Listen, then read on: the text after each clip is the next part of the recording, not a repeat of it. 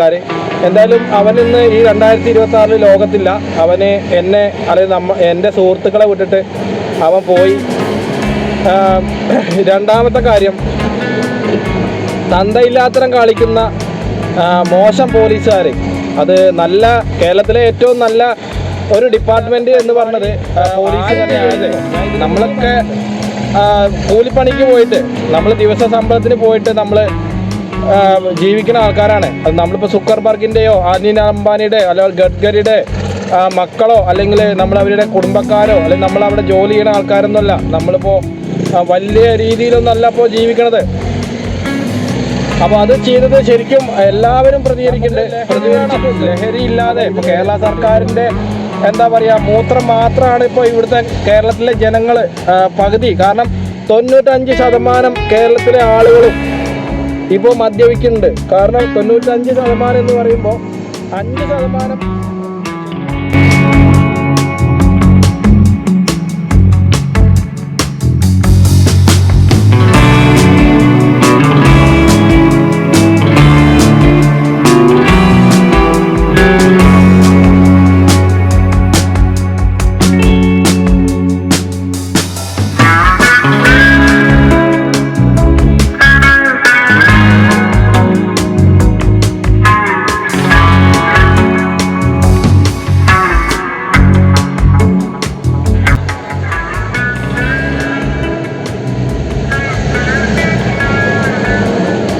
സുഹൃത്തുക്കളെ നമസ്കാരമുണ്ട്. ഞാനിന്ന് 2 കാര്യങ്ങൾ പറയാം. ഇനി അതിൻ്റെ ഇടയിൽ വേറെ വല്ല കാര്യങ്ങളും വരികയാണെങ്കിൽ എന്നെ കുറ്റം പറയരുത്. നമ്മുടെ കേരളം ആയതുകൊണ്ട് മാത്രമാണ് ഇങ്ങനെ പറയണത്. ഒന്നാമത്തെ കാര്യം, എനിക്ക് വളരെ വിഷമമുള്ളൊരു കാര്യമാണ്. എൻ്റെ ഒരു പ്രിയപ്പെട്ട സുഹൃത്ത് 2 ദിവസം മുന്നേ ഛത്തീസ്ഗഡിൽ വെച്ചിട്ട് മരിക്കുകയുണ്ടായി.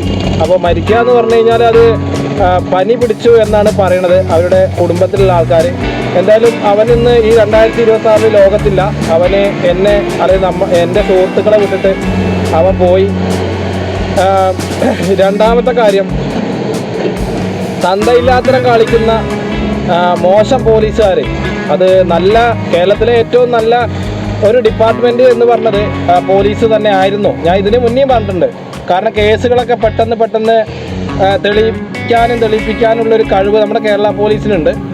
അപ്പോൾ കേരള പോലീസിൻ്റെ അവസ്ഥ ജനങ്ങൾ ഇനി എങ്ങനെയാവും തുടർന്ന് പെരുമാറുക എന്നറിയില്ല. കാരണം എന്താ പറയുക, അളമുട്ടിയ ചേരയും കടിക്കുന്നൊരു ചൊല്ലുണ്ട് നമ്മുടെ മലയാളത്തിൽ. അപ്പോൾ കേരള പോലീസ് ഇന്നലെ പത്തനംതിട്ടയിൽ വെച്ചിട്ട് DJ പരിപാടിക്കിടെ ഒരു ആളെ അല്ലെങ്കിൽ ആ പാർട്ടി അല്ലെങ്കിൽ ആ DJ പരിപാടി നടത്തിക്കൊണ്ടിരിക്കുന്ന ഒരു ആളുടെ ലാപ്ടോപ്പ് തൊഴിച്ച്, അതായത് കാലുകൊണ്ട് ചവിട്ടി തെറിപ്പിക്കുന്ന ഒരു വീഡിയോ നമ്മൾ കണ്ടിട്ടുണ്ടായിരുന്നു. അതാണ് ഞാൻ പറഞ്ഞത്, തന്തയില്ലാത്ത പരിപാടി ആരും ചെയ്യരുത്. നമ്മളൊക്കെ കൂലിപ്പണിക്ക് പോയിട്ട്, നമ്മൾ ദിവസ ശമ്പളത്തിന് പോയിട്ട് നമ്മൾ ജീവിക്കുന്ന ആൾക്കാരാണ്. അത് നമ്മളിപ്പോൾ സുക്കർബർഗിൻ്റെയോ അനിൽ അംബാനിയുടെ അല്ലെങ്കിൽ ഗഡ്കരിയുടെ മക്കളോ അല്ലെങ്കിൽ അവരുടെ കുടുംബക്കാരോ അല്ലെങ്കിൽ നമ്മളവിടെ ജോലി ചെയ്യുന്ന ആൾക്കാരൊന്നുമല്ല. നമ്മളിപ്പോൾ വലിയ രീതിയിലൊന്നല്ല ഇപ്പോൾ ജീവിക്കണത്.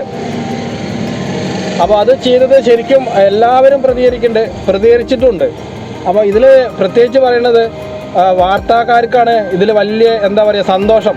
കാരണം അവർക്ക് പുതിയൊരു വീഡിയോവും അതുമാത്രമല്ല, അവർക്ക് കൂടുതൽ വാക്കുകളിലൂടെ വളച്ചൊടിച്ചിട്ട് അവർക്ക് ഓരോ വർത്തമാനങ്ങൾ പറഞ്ഞ് ആളുകളെ എൻഗേജ്മെൻറ്റ് ചെയ്യിപ്പിക്കാനുള്ള ഒരു പരിപാടിയും കൂടിയാണ് ഇതിൽ. അവർ ആ പോലീസ് ഉദ്യോഗസ്ഥനെ വിളിച്ചിട്ടില്ല എന്താണ് അവിടെ ഉണ്ടായിരുന്നത്. അപ്പോൾ അവിടുത്തെ അഭിറാം എന്നാണ് അദ്ദേഹത്തിൻ്റെ പേര്.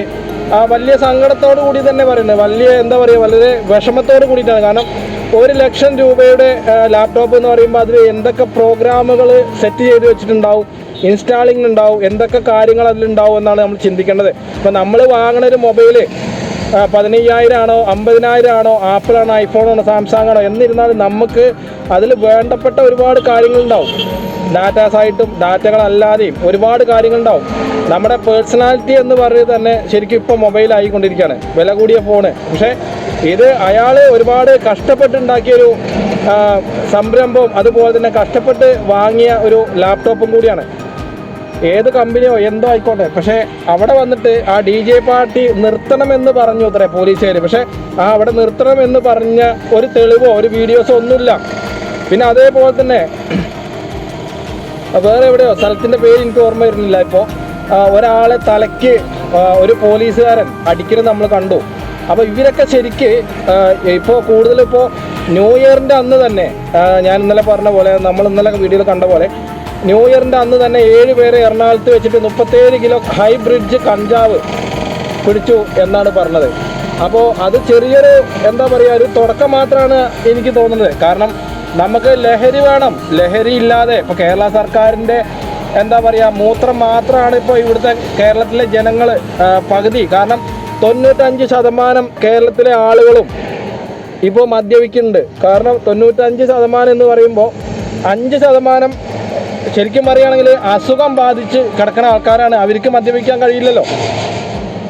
അപ്പോൾ ഇവിടെ ലഹരി എന്ന് മാത്രമല്ല, ഇവിടെ പല തന്തയില്ലാത്ത പരിപാടി നടക്കും ഇനി. കാരണം ഇത്ര വിഷമത്തോടു കൂടി പറഞ്ഞെന്ന് വെച്ച് കഴിഞ്ഞാൽ ഓരോ ദിവസം ഓരോ ന്യൂസിൽ വരുന്നത് മുഴുവൻ നെഗറ്റീവാണ്. മുഴുവൻ എന്ന് പറഞ്ഞാൽ ആളുകളെ തെറ്റിദ്ധരിപ്പിച്ചിട്ട്, ഞാൻ മീഡിയക്കാരെ മാത്രമാണ് പറയുന്നത്. കാരണം ഇവരാണ് ഇപ്പോൾ കേരളത്തിൽ ആളുകളെ നിയന്ത്രിക്കണമെന്ന് തോന്നുന്നുണ്ട്. കാരണം ഇവർക്ക് കേസിൻ്റെ കാര്യങ്ങൾ വരുമ്പോൾ അല്ലെങ്കിൽ ആളുകളെ ശ്രദ്ധ തിരിപ്പിച്ചിട്ട് പറഞ്ഞ് അവർ അമ്മയെ ഭാര്യയാക്കും, ഭാര്യയെ പിന്നെ പെങ്ങളാക്കും, ആ രീതിയിലുള്ള സംസാരമാണ് ഇവർക്ക്. ഒരു ചുക്കും ചുണ്ണാമ്പും അറിയില്ല. ശരിക്കും ജേർണലിസം, അതായത് ഈ TV ചാനലുകാർക്കുള്ള ഓരോ വിദ്യാഭ്യാസമുണ്ട്, അതൊന്നും ശരിക്കും ഇവർക്ക് കിട്ടിയിട്ടില്ല. ഇവർക്ക് നന്നായിട്ട് നുണ പറയാനും മറ്റുള്ളവരെ അപമാനിക്കുന്ന രീതിയിൽ സംസാരിക്കാൻ കഴിയുന്ന ആൾക്കാരാണ് ഈ ചാനലുകാർക്ക് ഇപ്പോൾ ആദ്യം ആവശ്യം. ഇപ്പോൾ ഞാൻ 2 ദിവസം മുന്നേ പുറത്തുള്ള നമ്മുടെ ഇന്ത്യയുടെ പുറത്തുള്ള ഒരു ചാനൽ കണ്ടു. അവിടെ വാർത്ത വായിക്കുന്ന ആൾക്കാർ എങ്ങനെയാണെന്ന് ചോദിച്ചു കഴിഞ്ഞാൽ, ആദ്യം അവരുടെ ചാനൽ കാണുന്ന പ്രേക്ഷകരുടെ അന്വേഷണം ആദ്യം, നിങ്ങൾക്ക് സുഖമാണോ, നിങ്ങൾ പിന്നെ ഭക്ഷണം കഴിക്കാറുണ്ടോ, നിങ്ങൾ അധികം ടെൻഷൻ അടിക്കരുത്, ജീവിതം ചെറുതാണ് എന്നൊക്കെ പറഞ്ഞ് ചെറിയൊരു മോട്ടിവേഷൻ കൊടുത്തിട്ടാണ് അവർ പിന്നെ അവരുടേതായ ആ രീതിയിലേക്ക് കടക്കാറ്. അതും അവർ ആ ചാനലിൽ വാർത്ത വായിക്കുമ്പോൾ അവരെ മുഖത്ത് തന്നെ നമുക്കറിയാം അവർ വിഷമത്തോടു കൂടിയാണോ സന്തോഷത്തോടു കൂടിയാണോ എന്നുള്ളത്. ഇവിടെ അങ്ങനെയല്ല. ഇവിടെ ഇപ്പോൾ പ്രധാനമായിട്ടും പറയുകയാണെങ്കിൽ ഒരു നമ്മുടെ മലയാള പത്രങ്ങളിൽ വരുന്നത് ആദ്യം വെണ്ടയ്ക്ക അക്ഷരത്തിലല്ല മത്തങ്ങ അക്ഷരത്തിലാണ് വരിക. കാരണം നെഗറ്റീവ്, വൻ ദുരന്തം, അല്ലെങ്കിൽ അവിടെ വൻ വീഴ്ച, അല്ലെങ്കിൽ ഇവിടെ വെട്ടിക്കൊന്നു, ഇതൊക്കെ രാവിലെ നമ്മൾ ന്യൂസ് വായിക്കുമ്പോൾ അല്ലെങ്കിൽ നമ്മൾ പത്രം എടുത്ത് നോക്കുമ്പോൾ നമുക്ക് നെഗറ്റീവ് വന്നാൽ പിന്നെ ആ ദിവസം പോയി. പിന്നെ നമുക്ക് പുതിയൊരു ദിവസമല്ല, ഇത് ദിവസവും നമ്മുടെ എന്താ പറയുക ഇവർ നെഗറ്റീവ് അടുപ്പിച്ചിട്ട് ഇവർ നമ്മുടെ ഇല്ലാതേക്കാണ്, നമ്മുടെ ചിന്തകളെ ഇല്ലാതേക്കിക്കൊണ്ടിരിക്കുകയാണ് ഈ പത്രമാധ്യമങ്ങളും വാർത്താമാധ്യമങ്ങളും. അപ്പോൾ ആദ്യം ശരിക്കും ഒഴിവാക്കേണ്ടത് ഇവരെയാണ്. പിന്നെ ഞാൻ രണ്ടാമത്തെ പറഞ്ഞത്, അതും ഇതിൽ ഉൾപ്പെടുത്തിയും കൊണ്ട് തന്നെയാണ്, നമ്മുടെ ലോകത്തിലെ ഏറ്റവും കഴിവുകെട്ട ഒരു മുഖ്യമന്ത്രി എന്നുള്ളത് നമ്മുടെ കേരളത്തിലെ ആഭ്യന്തരം ഭരിക്കുന്ന മുഖ്യമന്ത്രി പിണറായി വിജയൻ തന്നെയാണ്.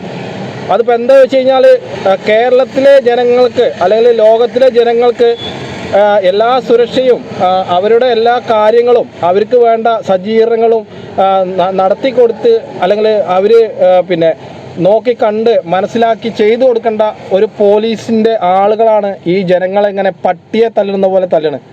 അപ്പോൾ എന്താണ് ഈ പിണറായി വിജയൻ ഇതൊന്നും കാണുന്നില്ലേ? ഇപ്പോൾ വേറൊരു കേസും കൂടി വരുന്നുണ്ട്. ഞാനിത് അന്നേ പ്രതീക്ഷിച്ചാണ്. ഇപ്പോൾ സ്വർണം കട്ടു എന്നൊക്കെ നമ്മൾ കേട്ടു. സ്വർണം കട്ട് അവസാനം ഇപ്പോൾ ശബരിമലയിലെ അയ്യപ്പനെയും കൂടി കാണാനില്ല എന്ന് പറഞ്ഞ്, അവിടെ ഡ്യൂപ്ലിക്കേറ്റാണോ എന്തോ അറിയില്ല. അപ്പോൾ അവിടുത്തെ ചെമ്പും ചെരവും കുടവും ചട്ടിയും ചെമ്പും ഒക്കെ കൊണ്ടുപോയിട്ടെന്ന് പറയുന്നത്. അത് കോൺഗ്രസ്സുകാരാണ് എന്നപ്പോൾ പറയണത്. അപ്പോൾ എന്തൊരു നാണംകെട്ട ആൾക്കാരാണ് ഇവർ. കാരണം ഇവർ കട്ടു, അത് ജനങ്ങൾ സമ്മതിച്ചു, അത് കാണുകയും ചെയ്തു. ഓരോ ആൾക്കാരെ എന്താ പറയുക ലക്കായിട്ട് ഇങ്ങനെ പിടിച്ചുകൊണ്ടിരിക്കുക. കാരണം ബാലരമയിൽ നമ്മൾ നോവലൊക്കെ വായിക്കണ പോലെ ഇവർ പിന്നെ അടുത്ത ലക്കത്തിൽ എന്ന് പറഞ്ഞ പോലെ ഇങ്ങനെ ഓരോ ആൾക്കാരെ ഇങ്ങനെ അറസ്റ്റ് ചെയ്യാൻ വൈകുകയാണ്. പിന്നെ ഇപ്പോൾ CBIക്ക് അന്വേഷണം കൊടുക്കണം എന്ന് പറഞ്ഞിട്ടുണ്ട്. ഒരു കോപ്പിനും കൊടുക്കണ്ട, നിങ്ങൾ കൊണ്ടേക്കോ, അത് നിങ്ങൾ തിന്നോ. പക്ഷേ പിന്നെ നിങ്ങൾ കട്ടിട്ട് അല്ലെങ്കിൽ നിങ്ങൾ തെറ്റ് ചെയ്തിട്ട് ഞാനല്ല തെറ്റ് ചെയ്തത് അത് മറ്റൊരാളാണെന്ന് എങ്ങനെ നിങ്ങൾക്ക് പറയാൻ സാധിക്കണോ? അതാണ് ശരിക്കും വല്ലാത്തൊരു എന്താ പറയുക വിഷമം അത്. കാരണം ഞാനൊരു തെറ്റ് ചെയ്തിട്ടുണ്ടെങ്കിൽ ഞാനത് ചെയ്തു എന്ന് പറയാനുള്ളൊരു ബോധവും ചിന്തയും നമുക്കുണ്ടെങ്കിൽ തന്നെ നമുക്ക് നന്നായിട്ട് നമുക്ക് ഉറങ്ങാൻ കഴിയും. ഇവരൊക്കെ എങ്ങനെയാണ് ഉറങ്ങണത്? ഇപ്പോൾ ഇന്നലെ വാർത്താമാധ്യമങ്ങളോട് പറയുന്നുണ്ട്, നീ ഇങ്ങോട്ടൊന്നും കൊലത്താൻ നിൽക്കണ്ട, ഞാൻ അങ്ങോട്ട് പറയുന്നത് കേട്ടാൽ മതി. ഒരു മുഖ്യമന്ത്രി പറയാണ്. അതിനൊക്കെ നമ്മൾ സമ്മതിച്ചു കൊടുക്കേണ്ടത് നമ്മുടെ ഉമ്മൻചാണ്ടി സാറിൻ്റെ തന്നെയാണ്. അദ്ദേഹം ഒരു പത്രമാധ്യമങ്ങളോടും ഒരാളോട് പോലും അങ്ങോട്ട് മാറി നിൽക്ക് എന്നുപോലും പറയാത്തൊരു മനുഷ്യനായിരുന്നു. ആ മനുഷ്യനെയാണ് നമ്മുടെ ഈ ജനങ്ങൾ, ഇട്ടാവട്ടത്തിലുള്ള ആ ജനങ്ങളൊക്കെ പാടെ കൂടിയിട്ട് അദ്ദേഹത്തെ നമ്മൾ ബലി കൊടുത്തു. അതിൻ്റെ ശിക്ഷയാണ് ഇപ്പോൾ ശരിക്കും.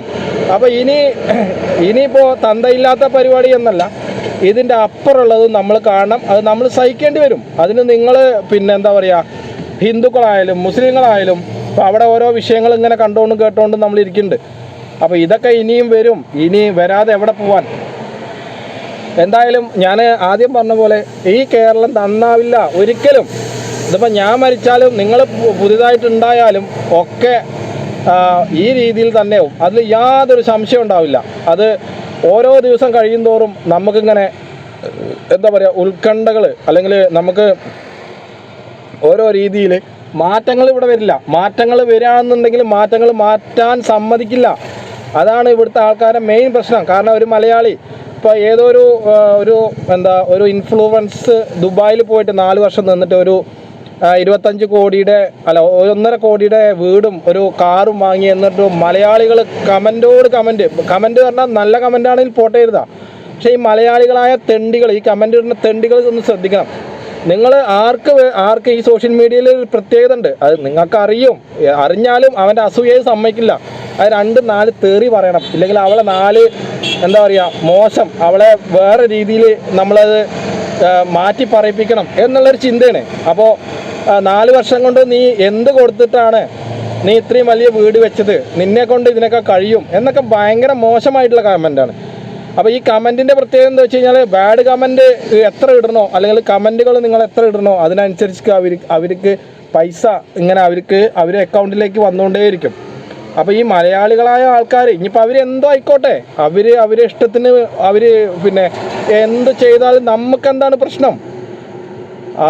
നിങ്ങൾക്ക് നിങ്ങളുടേതായ, നിങ്ങളിപ്പോൾ കമൻറ്റ് ഇടുന്ന ആരെയും ചോദ്യം ചെയ്യാൻ വരുമ്പോൾ നിങ്ങൾ എന്താ ചെയ്യുക? അതൊക്കെയാണ് നിങ്ങൾ ചിന്തിക്കേണ്ടത്. അപ്പോൾ വിവരമില്ലാത്ത ആളുകളായും കൊണ്ടിരിക്കുകയാണ്. അതായത് സംഘികൾ എന്നുകൂടിയും പറയാം അപ്പോൾ മലയാളികളെ. പിന്നെ ഇപ്പോൾ പൊതുവേ നമുക്കറിയാലോ, ഇവിടെ രാഷ്ട്രീയത്തിൻ്റെ ഒരു പ്രശ്നമാണ്. രാഷ്ട്രീയം കൊണ്ടാണ് ഇപ്പോൾ കേരളം മുന്നോട്ട് പോകുന്നത്. അല്ലാതെ ഇപ്പോൾ കേരളത്തിൽ എല്ലാവരും പറയും ഞങ്ങൾ ഒന്നാണ്, പെരുന്നാളിന് ഞങ്ങൾ ഒന്നാണ്,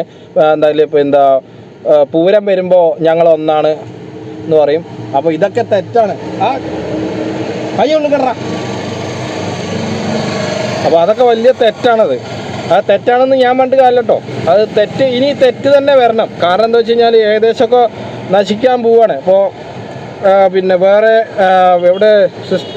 വേറെ പുറത്ത് ഒരു സ്ഥലത്ത് ന്യൂ ഇയർ ആഘോഷത്തിനിടെ തീ കത്തുണ്ടായി. അപ്പോൾ തീ കത്തിയിട്ട് അത് അവർ തന്നെ പറയുന്നുണ്ട്, അവിടുത്തെ ആളുകൾ തന്നെ പറയുന്നുണ്ട് ഇത് സ്ഫോടനമല്ല. ഇവിടുത്തെ കേരളത്തിലെ മാധ്യമങ്ങൾ എന്താണ് പറഞ്ഞത്, അവിടെ വൻ സ്ഫോടനമാണ് എന്ന്. അപ്പോൾ അത് ഭീകരാക്രമണമാണോ എന്ന സംശയമുണ്ട് എന്ന്. ഈ മക്കൾക്ക് എന്താണ് ഇവിടെ, അവർക്ക് അവിടെ ഒരു പ്രശ്നമില്ല എന്ന് പറയുമ്പോൾ ഇവിടെ പ്രശ്നം ഉണ്ടാക്കുകയാണ്. അപ്പം നമ്മുടെ ചിന്തകളെ, അല്ലെങ്കിൽ നമ്മുടെ സമയത്തെ എന്താ പറയുക, കയ്യിലെടുത്തിരിക്കുകയാണ്. അപ്പോൾ പൊട്ടന്മാരായ മലയാളികളോട് ഞാൻ പറയട്ടെ, നിങ്ങൾക്ക് ഒരുപാട് കാര്യങ്ങൾ ചെയ്യാണ്ട് ഈ കേരളത്തിൽ. അതായത് നിങ്ങളുടെ ബന്ധത്തിലായിക്കോട്ടെ, സുഹൃത്തുക്കളിലായിക്കോട്ടെ, അല്ലെങ്കിൽ വേറെ എന്തെങ്കിലും നമ്മുടെ നാടിനായിക്കോട്ടെ, അല്ലെങ്കിൽ നമ്മുടെ നഗരത്തിനായിക്കോട്ടെ, ഒരുപാട് കാര്യങ്ങൾ നമുക്ക് ചെയ്തു തീർക്കാണ്ട്. ഇതൊന്നും ചെയ്യാതെ നിങ്ങൾ ഒരാൾ വിജയിക്കുന്നത് കണ്ടിട്ട് അതിൻ്റെ അടിയിൽ പോയിട്ട് നിങ്ങൾ തൂറാനും വെഴുകാനും മൂത്രമൊഴിക്കാനും നിൽക്കേണ്ട എന്ത് വല്ല കാര്യമുണ്ടോ? നിങ്ങൾക്ക് എന്തൊക്കെ കാര്യങ്ങൾ ഇവിടെ ചെയ്യാണ്ട്, ഇതൊന്നും ചെയ്യാതെ നിങ്ങൾ ബാക്കിയുള്ള ആൾക്കാരെ മൂട്ടിൽ പോയിട്ട് അവർ വിടുന്ന വഴി നിങ്ങൾ മണത്തിട്ട്, ഞാൻ ഇത്രയും വിഷമത്തോടു കൂടി പറയുന്നത് വെച്ച് കഴിഞ്ഞാൽ ഇത്രയും മോശമായി കൊണ്ടിരിക്കുകയാണ് നമ്മുടെ കേരളത്തിലെ ആളുകൾ. അത് എങ്ങനെ എവിടെയെന്നൊന്നും പ്രത്യേകിച്ച് എടുത്ത് കാണിച്ചു തരേണ്ട ആവശ്യമൊന്നുമില്ല. നമ്മുടെ ഈ ഇട്ടാവട്ടത്ത് തന്നെ നടന്നുകൊണ്ടിരിക്കുന്ന കാര്യങ്ങളാണ്. അപ്പോൾ അതിന്നൊന്നും നിങ്ങൾക്ക് രക്ഷപ്പെടാൻ കഴിയില്ല. കാരണം കഴിയില്ല എന്ന് പറയുമ്പോൾ അതിന് പല കാരണങ്ങളും നിങ്ങളിൽ തന്നെ ഉണ്ട്. ഇപ്പം ഞാൻ വലിയ മോട്ടിവേഷൻ്റെ ആളോ അല്ലെങ്കിൽ വേറെ വല്ല രീതിയിലുള്ള ആളോ എന്നല്ല പറയേണ്ടത്. നമ്മൾ പറയുന്നത് വേണം. അതിപ്പോൾ നമ്മളിപ്പോൾ എന്നാലും ഒരു ദിവസം മരിച്ചു പോകും. അതിപ്പോൾ മരിച്ചു പോകുന്നത് ഇപ്പോൾ നമുക്കറിയില്ലല്ലോ. ഇപ്പോൾ ഞാൻ നിങ്ങളോട് പറഞ്ഞിട്ടാവുമോ മരിക്കുക, അല്ലെങ്കിൽ നിങ്ങൾ എന്നോട് പറഞ്ഞിട്ടാവുമോ പോവുക? ഒരിക്കലുമല്ല. മരണം നമ്മളെ എപ്പോൾ വിളിക്കുമെന്ന് അറിയില്ല. അപ്പോൾ ഞാൻ ഇപ്പോൾ ശരിക്കും ഒന്നും ഉണ്ടാക്കിയിട്ടില്ല, ചീത്തപ്പേരുണ്ടാക്കിയിട്ടില്ല. ചീത്തപ്പേര് സ്വയം നമ്മുടെ നാട്ടുകാർ അല്ലെങ്കിൽ നമ്മുടെ കൂട്ടത്തിലുള്ള ആൾക്കാർ ഉണ്ടാക്കുകയാണേ. അപ്പോൾ അതാണ് ഞാൻ പറഞ്ഞത്, ഈ കമൻറ്റ് വഴി നിങ്ങൾ ആവശ്യമില്ലാത്ത രീതിയിൽ മറുപടി കൊടുക്കാൻ നിൽക്കരുതേന്ന്.